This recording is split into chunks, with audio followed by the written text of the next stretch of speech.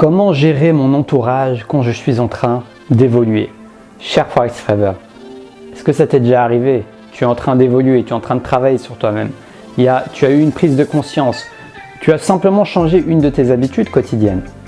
Et tu es dans le même entourage. Tu as des personnes qui ne comprennent pas ce que tu fais. Tu as des personnes qui se demandent pourquoi tu fais ça.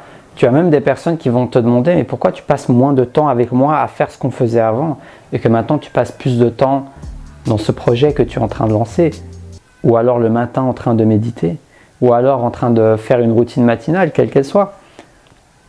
Le changement implique que ça secoue un peu. Donc c'est ça dont j'ai envie de te parler aujourd'hui à travers cette vidéo. Donc c'est parti.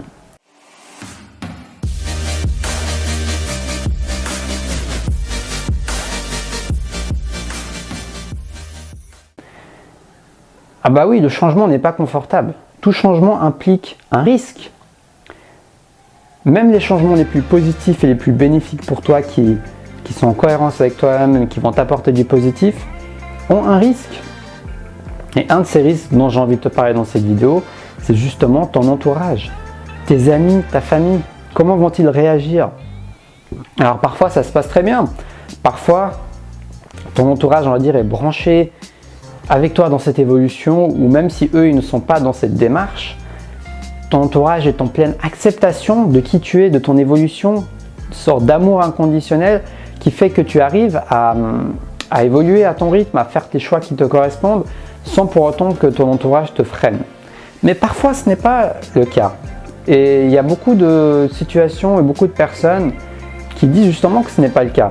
Que justement quand ils ont changé leurs habitudes, leurs amis par exemple ne comprennent pas ce changement, ou carrément qu'ils se voient de moins en moins et qui finissent par ne plus voir leur entourage parce que leur entourage ne comprend pas, n'accepte pas, ou alors tout simplement tu n'as plus le temps de faire les activités que tu faisais avant avec on va dire ton ancien entourage aujourd'hui.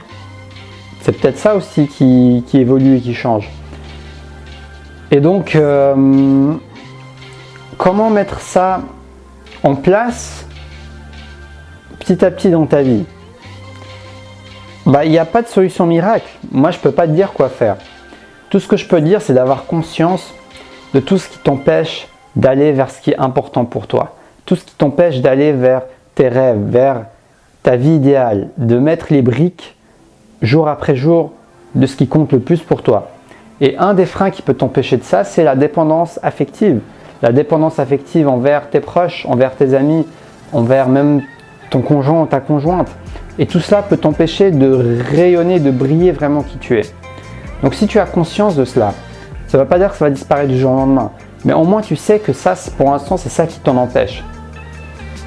Ça va être un premier pas parce que le jour où tu seras prêt, où tu seras dans les bonnes conditions, le bon environnement pour pouvoir te libérer de cette dépendance, eh bien, au moins tu en avais déjà conscience et ça peut accélérer le processus pour que tu puisses vraiment oser faire ce fameux choix qui est le suivant, c'est-à-dire de te choisir avant de choisir les autres.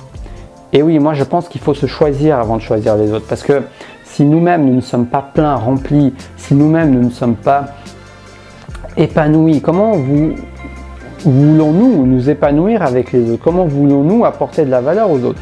Comment voulons-nous faire vibrer qui on est avec les autres? Partager notre bonheur, notre bonne humeur, nos conseils, etc. si nous-mêmes on n'est pas en adéquation avec nous-mêmes. Donc c'est pour ça que c'est important de faire ce choix et d'oser faire ce choix. Mais peut-être que tu n'es pas prêt à faire ce choix. C'est pour ça que je te dis que la prise de conscience est déjà une base importante. Et dès que tu seras prêt au moment de ta vie à faire ce choix, eh ben tu le feras. Peut-être qu'il y aura des allers-retours, tu vas mettre en place de nouvelles habitudes et tes amis vont s'éloigner et toi tu auras peur d'être seul, donc tu vas ralentir ce que tu faisais pour te conformer à tes amis actuels. Et c'est ok, il n'y a aucun jugement derrière ça.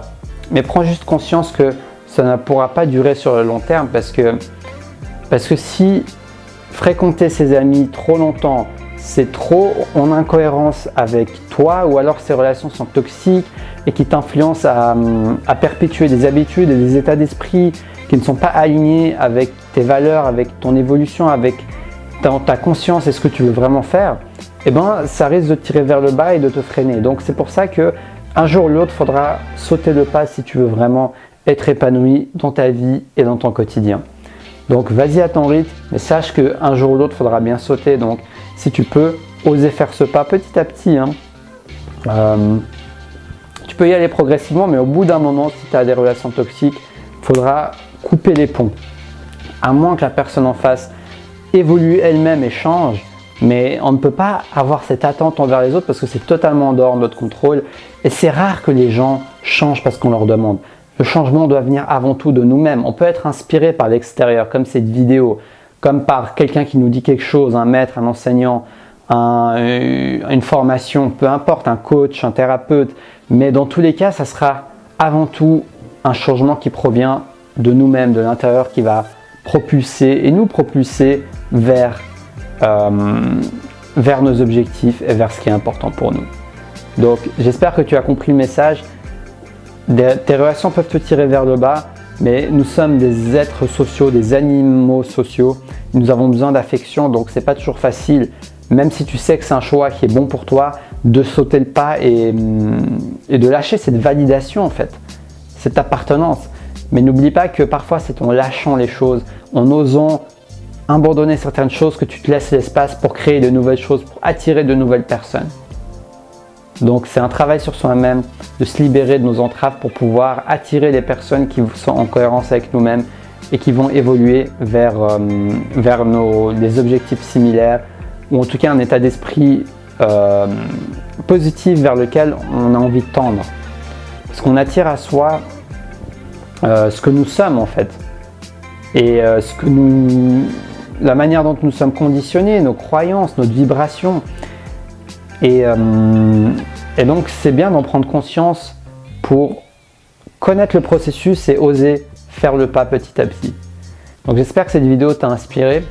Comme je te l'ai dit, c'était nuancé, je te dis pas de tout quitter, tes amis, ta famille, je sais pas quoi, non. Mais réfléchis bien aux conséquences sur le long terme de rester dans ta zone de confort et de ne pas changer les choses. Parce que ça risque de te coûter beaucoup plus que ce que ça te coûterait d'oser faire ce pas. Si cette vidéo t'a inspiré, mets-moi un pouce en l'air.